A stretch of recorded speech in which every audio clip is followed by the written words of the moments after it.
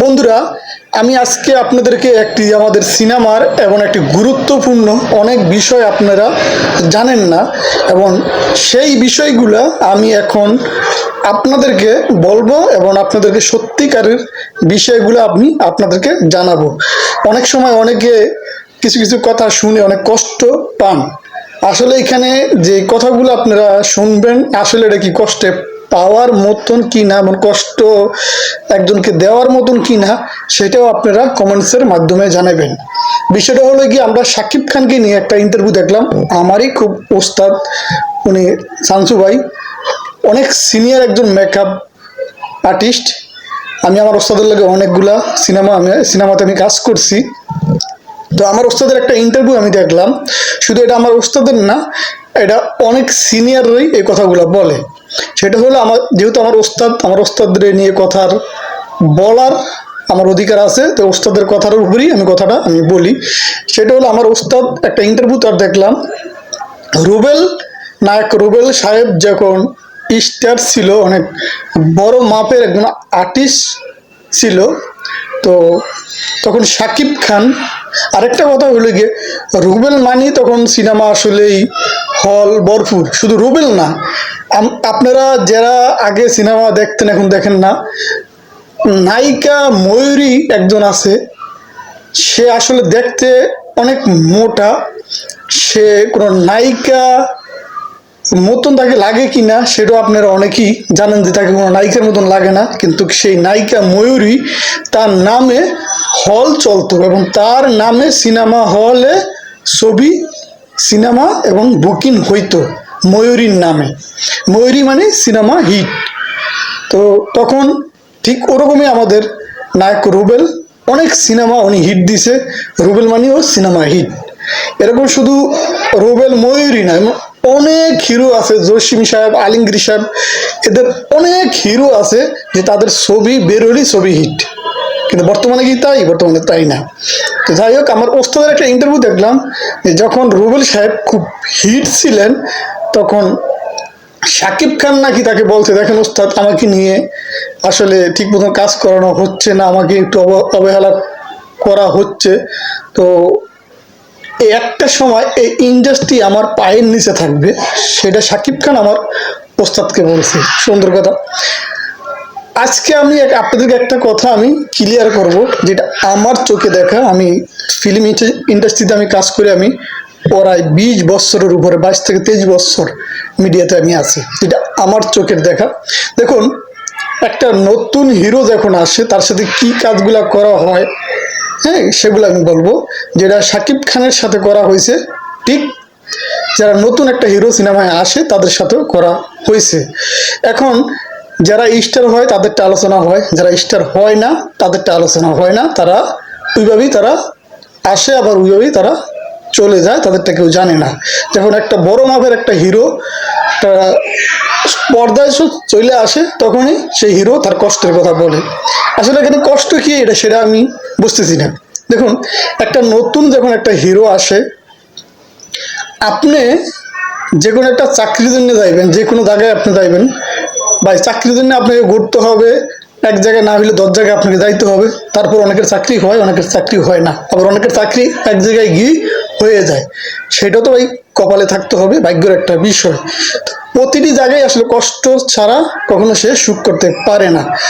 যেরকম আমাদের চলচ্চিত্র সেম, যখন একটা নতুন হিরো আসে, তাকে অনেক ডিরেক্টরের কাছে দৌড়াইতে হয়, অনেক জনের কাছে কাজ চাইতে হয়। দেখলো একটা ডিরেক্টর ভালো লাগলো, তখন সেই ডিরেক্টর তাকে সুযোগ দেয় ছোটোখাটো একটা ক্যারেক্টার দিয়ে। তো ক্যারেক্টারটা করতে করতে তখন সে একটা পর্দায় যখন চলে আসে, তখন আরো অন্য অন্য ডিরেক্টরগুলা তাকে ডাকে, এবং যার কাছে জীবনে কাজ চায় নাই, তারাও তাকে নিয়ে কাজ করে। এবং একটা সময় সে যাদের কাছে কাজের জন্য গিয়েছে, তারা তাকে ফিরিয়ে দিয়েছে, তারাও তাকে নিয়ে কাজ করে। ঠিক আছে, কষ্ট তো একটু করতেই হবে। হ্যাঁ, একটা জিনিস এখানে আমি আপনাদেরকে বলবো, অনেক আর্টিস্ট কষ্ট হয়, এখানে খাবারের একটা বিষয় আছে। যেরকম আমাদের টেকনিশিয়ানের খাবারের নিয়ে আমি বলি, অনেকে দেখবেন বলা ইন্টারভিউতে আমাকে খাবার নিয়ে আমাকে কষ্ট দিয়েছে, ঠিক কোনো খাওয়ান আমাকে দেয় নাই, টাইম মতন পাই নাই, সেটা আমি আপনাদেরকে বলবো। সেটা হলো গিয়ে যে এখানে যারা টেকনিশিয়ান, যেরকম আমি একজন টেকনিশিয়ান, মেকআপ আর্টিস্ট, এখানে লাইটম্যান আছে, প্রোডাকশনের লোক আছে, বিভিন্ন এখানে বিভিন্ন ধরনের সহকারী আছে। তো এখানে একজন ম্যানেজার থাকে, সে প্রোডাকশন ম্যানেজার। এই একটা সিনেমাতে 120 থেকে 150 জন লোক থাকে, টেকনিশিয়ান সব কিছু মিলিয়ে দিলে আর্টিস্ট সহ। তো একজন সিনেমার একজন ম্যানেজার থাকে, ওই ম্যানেজারের দায়িত্বে এবং এই সবগুলা লোক তার আন্ডারে থাকে, সবাইকে সে টাকা দেয়, খাওয়ান, কোথায় কোন জায়গায় শুটিং হবে সব কিছু ওই ম্যানেজার এগুলা ঠিক করে। এবং একটা লোক চা খাইলো সেটাও ম্যানেজার, একটা লোক কি খাবে সেটাও ম্যানেজার, সব কিছু ম্যানেজারের আন্ডারে। সেখানে প্রোডাকশনের লোক থেকে আরও 7 থেকে 8 জন।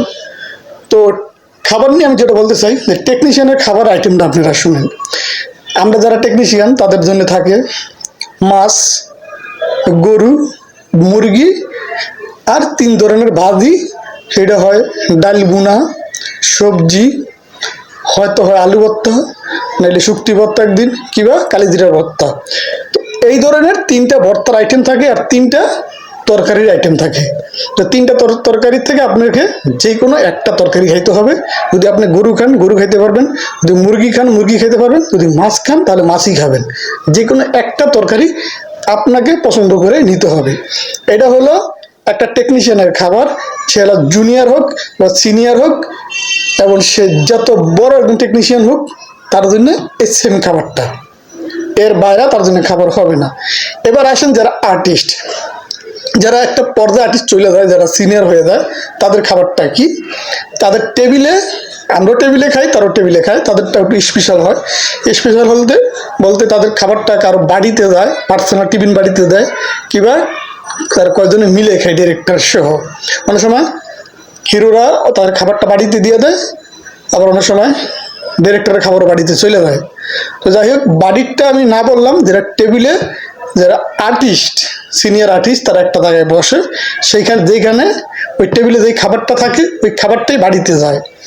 তো যারা আর্টিস্ট সিনিয়র, ওদের যেই খাবারটা থাকে সেখানে থাকে আপনার গরুর মাংস, সেখানে থাকে মাছ, সেখানে থাকে মুরগি, সেখানে থাকে আপনার চিংড়ি মাছ ভুনা, সেখানে থাকে আপনার বাইং মাছ ভুনা, সেখানে থাকে হলো গিয়ে আপনার টাকি মাছের ভর্তা, সেখানে থাকে হইলো শুটকির ভর্তা, সেখানে থাকে হইলো কালিজিরার ভর্তা, সেখানে থাকে হলো গিয়ে আপনার কই মাছ ভুনা, সেখানে থাকে হলো গিয়ে আপনার রুই মাছ ভুনা, ঠিক আছে, সেখানে থাকে হলো দেশি মুরগি ভুনা। তো এই ধরনের এই আইটেমগুলো থাকে, এবং এই আইটেমগুলা সব আইটেমগুলো তারা খেতে পারে। যে মাছ নিবেন কি মুরগি নেবেন তা না, তারা এই সবগুলো আইটেম যা যার নাম বললাম এই একজনে খায়, এতগুলো আইটেম। এবং যারা সিনিয়র আর্টিস্ট সবাই এই খাবারটা খায়। তো একজন নতুন যখন একটা আর্টিস্ট যখন আসে, সে হিরো হোক নায়িকা হোক, তার জন্য খাবারটা ওই যে আমরা আমাদের টেকনিশিয়ান যারা থাকি, যে খাবারটা আমাদেরকে দেয়, আপনার মুরগি খেলে মুরগি, মাছ খেলে মাছ, গরু খেলে গরু, আর 3টা আইটেম ভাজি। তখন ওই যারা নতুন আর্টিস্ট আসে তাদেরকে এই সেম খাবারটা তাদেরকে দেয়, টেকনিশিয়ানের খাবারটা। আর যারা একটা পর্যায়ে চলে যায় তখন তাদেরকে ওই খাবারটা দেয়। তখন হয়তোবা যে একটা নতুন আর্টিস্ট তারা আফসোস করে যে আজকে আমি নতুন আর্টিস্ট বলে, আজকে আমি নতুন হিরো বলে আমার জন্য এই খাবার, আর তারা আজকে বড় আর্টিস্ট, তাদের জন্য এত আইটেমের খাবার, এটা নিয়েও তারা মনে মনে একটা কষ্ট পায়। তা আমার কথা এটা নিয়ে আপনার কষ্ট পাওয়ার কিচ্ছু নাই। আপনার যোগ্যতায় আপনি ওইখানে যখন যাবেন অটোমেটিক ওই খাবারগুলো আপনার সামনে চলে আসবে। এটি হলো চলচ্চিত্রের নিয়ম। চলচ্চিত্র না, এটা সব জায়গায় পৃথিবী। আপনি ভালো জিনিস খেতে গেলে, ভালো জিনিস আপনাকে পাইতে হলে, ভালো জিনিস আপনাকে ভালোভাবে থাকতে গেলে আপনাকে অবশ্যই পরিশ্রম করে সেখানে আসতে হবে, ঠিক আছে? তো পরিশ্রমের মূল্যটা এখানে পায়, তখন তার টাকার অঙ্ক বেড়ে যায়, তার ছবি বেড়ে যায়, তার খাবারের আইটেমের তার শেষ নাই। সে যদি তখন বলে আমি এই খাবার খাবো না, সেরাটনের খাবার খাবো, সোনারগাঁর খাবার খাবো, তখনই তাকে সেই জায়গার খাবার তাকে এনে দেওয়া হবে, সে নাস্তা যা চাবে তাই দেওয়া হবে। তো এই যে খাবারগুলো হয়তো অনেক হিরোরা এটা নতুন অবস্থায় তারা কোনোভাবেই মাইনে নিতে পারে না যে তাদের জন্য এই খাবার, আমার জন্য এই খাবার কেন। ভাই আপনি যখন স্টার হবেন তখন খাবার এমনি অটোমেটিক আপনি খাবেন, কিন্তু আমরা টেকনিশিয়ানরা কিন্তু কখনো আমরা বলি না যে আমাদের জন্য এত এত এক্সট্রা খাবার কেন নাই। কারণ আমরা জানি আমরা এখানে সিনিয়র হইলেও যা জুনিয়র হইলে তাই তাই একই খাবার আমাদের ফিস্ট, তাদেরটা ফিস্ট না। এটা নিয়ে অনেকে কষ্ট পায়। একটা নতুন হিরোকে আসলে অনেকে বলেন যে একটা নতুন হিরো যখন আসে তাকে অনেক ধরনের কষ্ট দেওয়া হয়। এখানে কোনো কষ্ট কেউ দেয় না ভাই, কোনো ধরনের কষ্ট কেউ দেয় না। হয়তো কষ্ট আপনাকে এইটুকুই করতে হয়, আপনাকে একটা সিনেমায় আপনাকে যেখানে 10টা সিন আছে আপনি হয়তোবা আপনি সারাদিন বসে রইলেন, একটা সিনিয়র আর্টিস্টের কাজগুলো আগে করে তার কাজটা পরে করে, কিবা ওই সিনিয়র কাজটা যদি আজকে করতে না পারে কালকে তার ডেট নাই, কিংবা 2 দিন ডেট আছে, তার কাজগুলো আগে শেষ করতে হবে। কিন্তু একটা জুনিয়র নতুন যখন আর্টিস্ট থাকে সে কিন্তু ফ্রি থাকে, তখন ডিরেক্টররা টোটালি মাথায় নেয় যে ও নতুন আর্টিস্ট, ওর ডেট ফাঁকা আছে, ওর কাজ নাই, ওর কাজটা 2 দিন পরে করলে আমার সমস্যা নাই। কিন্তু একটা সিনিয়র আর্টিস্ট তার ডেট কোনোভাবেই নষ্ট করা যাবে না, তার কাজগুলো আমার করে ফেলতে হবে, ঠিক আছে? আনলে তার ডেটের জন্য আমার আবার 6 মাস 1 বছর ঘুরতে হবে। তো এই কারণে হইলে গিয়ে জুনিয়র আর্টিস্টদেরকে অনেক সময় বসায় রাখে, তাদের কাজগুলা করা হয় না। তো তাও তখন ওই জুনিয়র আর্টিস্টগুলা চিন্তা করে আজকে আমাকে সারাদিন বসায় রাখলো, কোনো কাজ করাইলো না, ওনাকে সিনিয়র আর্টিস্ট দেখা ওনাকে নিয়ে সারাদিন কাজ করলো, তো ওনার এগুলো কষ্ট হয়। ভাই আমার কথা এখানে কষ্ট পাওয়ার কিছু নাই, উনি একটা স্টার আর্টিস্ট, ওনার অন্য জায়গায় ডেট দেওয়া আছে, ওনার টাইম মতন ওনার ডিরেক্টর যদি ওনার কাজগুলো যদি শেষ না করতে পারে পরবর্তীতে ওনার ডেটের জন্য 2 মাস কিংবা 6 মাস 1 বছর করতে হবে। কিন্তু একটা নতুন আর্টিস্টের কাজ যদি আমি 5 দিন পরে করি কোনো সমস্যা নাই, কারণ তার কোনো কাজ নাই, সেখানে থাকতে আছে, সে অভিনয় দেখতে আছে, খাইতে আছে, সব কিছু এখান থেকে তারা দিচ্ছে। তাহলে এগুলো নিয়ে তারাও, যারা নতুন আর্টিস্ট থাকে তারাও এগুলো নিয়ে কষ্ট পায়, হ্যাঁ, তারা এগুলো নিয়ে কষ্ট পায়। এগুলো কষ্ট তখন তারা যখন একটা পর্দায় তারা স্টার হয়ে যায় তখন তারা দেখবেন অনেক আর্টিস্ট ইন্টারভিউতে বলে যে আমি যখন নতুন আইসি আমাকে 3 দিন 4 দিন আমাকে বসায় রাখছে, আমাকে দিয়ে কোনো কাজ করে নাই, 5 দিনের দিন আমার শট নিছে, 5 দিনের দিন আমি ক্যামেরার সামনে গেছি, এই 3 দিন 4 দিন আমি মেকআপ নিয়ে সারা দিন বসে ছিলাম। তাদের কষ্টগুলো তারা প্রকাশ করে, আমরা অনেকে শুনে খুব কষ্ট পাই, আফসোস করি এত কষ্ট করছে। ভাই না, এটা কোনো কষ্ট না, এটা কোনো আফসোস করার কোনো কিচ্ছু না। কারণ একটা ডিরেক্টরের মাথায় থাকে যে সে নতুন আর্টিস্ট, তার কাজ নাই, তার কাজটা 5 দিন পড়লে কোনো সমস্যা নাই, কিন্তু একটা সিনিয়র আর্টিস্টের কাজ কোনো দিনও লেটে করা যাবে না। আজকে দেখুন শাকিব খানের সিনেমা একটা নতুন একটা হিরো নিল, এখন যদি ওই শাকিব খানের ডেট দেওয়া আছে আপনার 20 দিন, একটা নতুন হিরোর ডেট কিন্তু অনেক দিন দেওয়া থাকে, তার কোনো কাজ নাই। এখন কি এটা কি কোনোভাবে সম্ভব যে শাকিব খানকে বসায় রাখা ওই নতুন হিরোর কাজ করা? বলুন, এটা কোনোভাবে সম্ভব? এখন শাকিব খানকে বসায় রাখা যদি ডিরেক্টর নতুন হিরোর কাজ করে, যখন শাকিব খানের ডেটগুলো শেষ হয়ে যাবে তখন শাকিব খান আর ডেট দিবে? শাকিব খান ডেট দিবে? তাহলে সে ডেট কি দিতে পারবে? কারণ তার তো ডেট 2 বছর 3 বছর আগের থেকে তার ডেট সিরিয়ালে দেওয়া। তাহলে তার কি করতে হবে? সাকিবের ডেটগুলো যখন নষ্ট হয়ে যাবে তখন 1 বছর ওয়েট করতে হবে শাকিব খানের ডেটের জন্য। এটা কি সম্ভব ভাই? বলুন। তার জন্যই যারা নতুন আর্টিস্টগুলো আছে তাদের কাজগুলো পরে করা হয়, সিনিয়রদের কাজগুলো আগে করে পরিচালক শেষ করে। কিন্তু এগুলা সেই আর্টিস্টগুলো বোঝে, তারাও কিন্তু সিনিয়র হয়, কিন্তু তারা যখন সিনিয়র হয়ে যায় তখন ক্যামেরার সামনে সাংবাদিকদেরকে বলে আমি যখন নতুন আসছি আমাকে খাবারের আইটেম কম দেওয়া হয়েছে, তারপরে আমি 4 দিন 5 দিন মেকআপ নিয়ে বসেছিলাম, আমাকে শট নেয় নাই। ঠিক আছে ভাই, যারা আজকে সিনিয়র হয়েছে, যারা স্টার হয়েছে, তারাও সেম এইভাবেই আইছে, ঠিক আছে, এইভাবেই আইছে। আর এটি হলো গিয়ে বাস্তবতা। শুধু এই জায়গায় না, পৃথিবীর সব জায়গায় ভাই আপনাকে চাকরির জন্য ইন্টারভিউ দিতে অনেক জায়গায় এবং অনেক পরিশ্রম করার পরে কিন্তু সে একটা লেভেলে আসে। ঠিক চলচ্চিত্র তাই। তো হয়তো বা আমরা যারা ভক্ত আছি, হয়তো শাকিব খান যদি বলে আমি 3 দিন 4 দিন বসে আছিলাম মেকআপ নিয়ে, আমার শুটিং করে নাই, আমরা ভক্তরা শুনে অনেক কষ্ট পাই, অনেক আফসোস করি। আসলে এটা কি আফসোস করার মতন কোনো কিছু ভাই? আফসোস আফসোস করার মতন কিছু না। আজকে আপনারা শাকিব খানের কথা শুনে আফসোস করবো, আজকে আপনারা যদি শুনেন যে নতুন একটা আর্টিস্ট শাকিব খানের লগে সিনেমায় নিচে একটা নতুন হিরো, সেখানে শাকিব খান 2 দিন বসে আসিল, নতুন হিরোকে দিয়ে 2 দিন কাজ করছে, আপনারা কি মান্য নেবেন এটা? যে এত বড় একটা স্টারকে কিভাবে বসায় রাখছে, আর নতুন আর্টিস্টের কাজ করছে, ওই ডিরেক্টর তো কোনো মানুষই না, কারণ সে আর্টিস্টদেরকে সম্মান দিতে পারে না, একটা সিনিয়র আর্টিস্টদেরকে সে তার ডেট খেয়ে এখন তার নামে বদনাম করে সেই ডেট ফাঁসায় দিছে। তখন তো আপনারই প্রতিবাদ করবেন যে সিনিয়রদেরকে সম্মান করে না, তাই না? তখন সেই সিনিয়র তো সব থেকে বইলা বেড়াবে যে আমি ডেট দিতে আসি না, এই কারণে আমার এখন ডেট নাই, সে আমার ডেট খাইছে, সে নতুন আর্টিস্টদের নিয়ে কাজ করছে, সেও তো এটা বলবে। তা আসলে অনেকে খুব কষ্ট নিয়ে কথাগুলো বলে, আসলে এটা আমি বুঝি না, এটা কষ্ট নিয়ে কেন বলতে আছি কথাগুলো।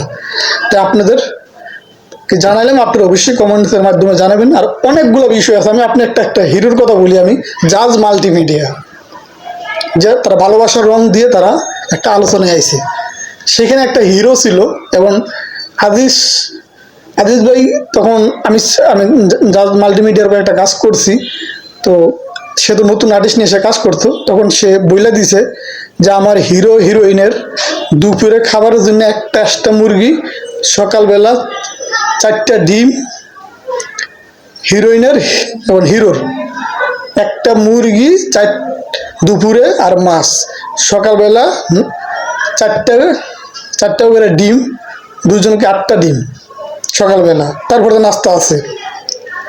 তো এইভাবে চলতে আছে। একটা ছবিতে একটা হিরো রাত্রে তাকে মুরগি দিছে, তখন মুরগি যখন দিছে তখন সেই হিরো গনে দেখলো সব কিছু মুরগির আছে, কিন্তু একটা রান নাই। একটা আস্তা মুরগি তাদেরকে দেওয়া হয়, নায়িকারও একটা আস্তা মুরগি দেওয়া হয় এবং হিরোরও একটা আস্তা মুরগি দেওয়া হয়। তো হঠাৎ করে যেহেতু অনেকগুলো মুরগি এখানে পাকায়, ডিরেক্টর তারপরে প্রডিউসারের যারা সিনিয়র আর্টিস্ট আছে তাদের মুরগিগুলো একলগে পাকায়, তো ওইখান থেকে বাড়িতে বইরা যখন দিছে, তখন যে বাবুর্চি ছিল উনি ভুলে একটা মুরগির রান তার বাড়িতে যায় নাই। তো রাত্রে সে যখন কাজটা শেষ করে যখন সে খেতে বসলো, খাওয়ার পরে খেতে সে দেখলো, দেখি রে রান একটা তো নাই, একটা রান নাই, সব আছে, মুরগির মাথা গিলা কলজা সব আছে, একটা রান তো নাই। একটা রান কেন কম দিল? সে তো ফুলে আছে, ফুলে আছে, কেন একটা রান তারা কম দিল? সকালবেলা তার কল টাইম হলো গিয়ে 8:30, সেই 8:30 মেকআপ নিবে। এখন হিরোকে ডাকে, হিরো ঘুম থেকে ওঠে না, 10টা বাজে গেছে, সে ঘুম থেকে ওঠে না। 10:30টার দিকে গেছে, সে ঘুম থেকে ওঠে না। 10:30টার দিকে ম্যানেজার গিয়া তার দরজা অনেকক্ষণ লক করিয়া তার দরজা বাইরানোর পরে সে দরজা খুললো, প্রচুর ঘুম তার চোখে। তখন ম্যানেজার বললো, ভাই আপনার কল টাইম ছিল 8:30, এখন বাজে 10:30, ইউনিটটা আমরা অনেক দূরে যাব শুটিং করতে, প্রায় 1.5 ঘন্টার পথ, এখন আমরা অনেক দূরে যাব, সেটা বান্দরবন ছিলাম, আমরা অনেক দূরে শুটিং করব। তো এখন বাজে 10:30, আপনি রেডি হবেন কখন, আর আমরা ইউনিটটা ছাড়বো কখন? আমার ইউনিট 9:30টার ভিতরে ইউনিট ছাড়ার কথা, আপনি এখনও গোসলও করেন নাই, মেকআপও নেন নাই। তখন সে বললো, গোসল করবো, মেকআপ কীভাবে নিব? রাত্রে তো আমার ঘুম হয় নাই। কেন ভাই ঘুম হয় নাই? রাত্রে ঘুম হয় নাই হইলো আমার খাবার ঠিক মতন দেওয়া হয় নাই, আমার খাবারটি ঠিক মতন খাওয়া হয় নাই। কেন ভাই? রাত্রে তো আপনার, তখন ম্যানেজার বললো যে আপনার খাবার তো ঠিক মতন দেওয়া হয়েছে, আমি নিজে আপনার খাবার রুমে পাঠাইছি। আপনি খাবারটি আমার রুমে পাঠাইছেন, ঠিক আছে, কিন্তু খাবারে যে আমার যে একটা মুরগি যে আমার পুরো দেওয়া হয় নাই, সেটা কি আপনি জানেন? তখন ম্যানেজার বললো যে মুরগি পুরো দেওয়া হয়নি, মানে অবশ্যই একটা করে মুরগি আপনারা দেওয়া হয় এবং নায়িকারও দেওয়া হয়, যেটা আমার প্রডিউসার বললে দিছে, সেই নিয়ম মতন আমরা দিতে আসি। তাহলে আপনাকে মুরগি দেওয়া হয়নি মানে পুরা? তখন হিরো বলল, হ্যাঁ একটা মুরগির রান কম হয়েছে, তার জন্যে এইটা দিয়ে আমি রাত্রে ঘুমাইতে পারি নাই, আমার ঘুম হয় নাই, আমার আরও আধা ঘন্টা 1 ঘন্টা ঘুমাইতে হবে। তখন ম্যানেজার মানে হাসবে না কানবে, তখন ম্যানেজার একটা পর্যায়ে ফিস্ট হয়ে গেল তার কথা শুনে। তখন ম্যানেজার বলল, আপনি একটা মুরগির রানের জন্যে আপনি 2 থেকে 2.5 ঘন্টা আপনি ঘুমাইলেন বেশি, এখনো ঘুম হয় নাই। আপনি জানেন 2-2.5 ঘন্টা কত টাকা আমাদের খরচ শুটিংয়ে প্রতি ঘন্টায়? আপনি জানেন? আপনি 2-2.5 ঘন্টা অলরেডি আপনি 1 থেকে 1.5 লাখ টাকা অলরেডি আপনি লস করে লাইছেন আমাদের, শুধু একটা মুরগির রানের জন্যে। আরে ভাই, একটা মুরগির রান কম দিছে, এটা আপনি আপনি আমার পরে বলতেন, আমি একটা রানের জায়গায় আমি আপনার 10টা রান দিতাম। কিন্তু আপনি এইভাবে শুটিংটা আপনি ফাঁসিয়ে দিলেন, এটা কোনো কথা ভাই বলেন? এটা কি করলেন আপনি? একটা মুরগির রান হয়তো বাবুসি বাড়িতে বাড়ছে, হয়তো একটা রান সে ভুলে বরে নাই, তার জন্য আপনি 2-2.5 ঘন্টা আপনি লেট করবেন? আচ্ছা ঠিক আছে, যাই হোক। তখন ম্যানেজার বললো, ঠিক আছে, আমি তার জন্য আমি সরি, আপনি এখন খুব দ্রুত আসেন, আইসা মেকআপ নেন, কারণ অলরেডি পরিচালক নিচে গিয়ে সে দাঁড়ায় আছে, এবং আপনি খুব দ্রুত রেডি হয়ে আসেন। আমি আপনার একটা রান বাবুসি কম দিছে, তার আমি বিচার করব, আর একটা রানের জায়গায় আমি আপনাকে 10টা রান দিব। তখন সে গোসল করে আরও সে 2 ঘন্টা খাইলো, খায় রেডিমেডি হইলো। ওই ছবিতে তার 3টা ছবি তার সাইনিং করা ছিল। ওই প্রডিউসার কথাটা যেমন প্রডিউসার আজিজ স্যারের কানে গেল, 3টা ছবির থেকে তাকে বাদ দিয়ে, নগদে 3টা ছবির থেকে তার বাদ দিছে সে হিরোকে। 3টা ছবিকে বাদ দিল এটাই কারণ যে প্রডিউসার শুনে অনেক কষ্ট পাইলো, যে আমি আমার আর্টিস্ট যারা আছে, তাদের টেকনিশিয়ান যারা আছে, তাদেরকে কোনো খাবারের দিকে আমি কাউকে কষ্ট দেই না। সেইখানে আমি বলছি যে একটা হিরোর একটা মুরগি আসটা, নায়িকার একটা মুরগি আসটা, যেটা আজ পর্যন্ত কোনো পরিচালক কোনো প্রডিউসার বলে নাই, আমি সেটা বললে ওদেরকে একটা মুরগি, ওদেরকে দেশি মুরগি বুনা করে দেয়। আরও তো তরকারি আছে, গরু আছে, মাছ আছে, সবই আছে।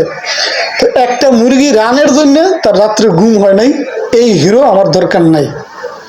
ওই ছবির কাজ অলরেডি অর্ধেকের বেশি হয়ে গেছে, এটা করতে আছে। যদি অর্ধেকের বেশি কাজ যদি না হইতো, তাহলে ওই ছবির থেকে তাকে বাদ দিত প্রডিউসার। ঠিক আছে, তারপরে তাকে 3টা সিনেমার থেকে তাকে বাদ দেওয়া হলো। তো এই হিরোর নাম আমি বললাম না, আপনারা সবাই সেই হিরোর নামটা বললে আপনারা সবাই চিনে যাবেন। ঠিক আছে, তো হিরোরা ভাই এখানে অনেক কিছু করে, কিন্তু এগুলা আমাদের যারা টেকনিশিয়ান, এগুলো আসলে আমরা এগুলো বলি না কখন। আমরা অনেক কিছু জানি, অনেক ডিরেক্টরও বলে না এগুলা মিডিয়ার সামনে, কারণ এগুলো একটা লজ্জার বিষয়। ঠিক আছে, কিন্তু আর্টিস্টদেরকে নিয়ে কোনো একটা কেউ পরিচালক কিছু করলে সেটা কিন্তু একদম মিডিয়াতে চলে আসে দ্রুত। ঠিক আছে, তো এরকম অনেক বিষয় আছে ভাই আর্টিস্টদের, আমি আপনাদেরকে এক একভাবে সব জানাবো। তো সবাই ভালো থাকবেন। ভিডিওটা লম্বা হয়ে গেছে, নাহলে আরও অনেক কথা বলার ছিল। তো অবশ্যই আমার ভালো ভালো ভিডিও পাইতে হইলে আপনারা অবশ্যই আমার সাপোর্ট করবেন, আমার চ্যানেলটি সাবস্ক্রাইব করবেন। তো সবাই ভালো থাকবেন, আল্লাহ হাফেজ।